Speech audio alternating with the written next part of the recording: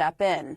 Sarah Krisoff joins us now. She's a former prosecutor with the Southern District of New York. Thanks for joining us. So this involves a man who led the agency that protects whistleblowers. The Justice Department wants the Supreme Court to lift that lower court ruling and keep him off the job while the case proceeds. What do you think will happen? Do you think the Supreme Court will take the case?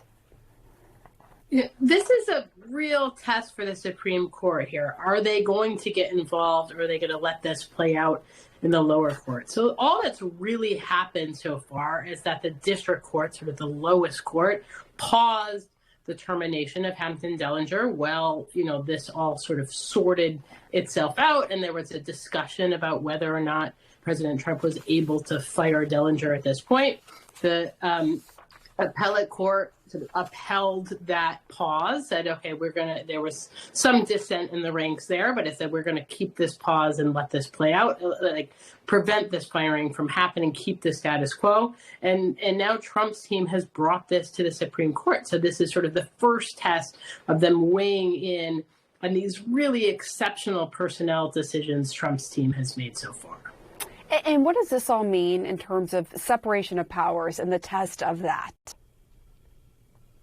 So it's a little alarming, actually. So the president certainly has broad discretion to replace personnel. In this particular case, Dellinger was appointed for a 5-year term. He has some protections awarded by Congress. I think that is because of the nature of the work he does. He's essentially there to ensure the whistleblowers are protected. He's investigating government misconduct. He's investigating prohibited actions against federal employees. So I think for all of those reasons, he certainly was in Trump's crosshairs, and Trump wanted him out. But there are certain protections he has, limited protections against his firing, and we'll see what the Supreme Court does with that.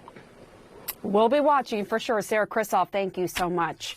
Well, the nation's top diplomat, Secretary of State Marco Rubio, arriving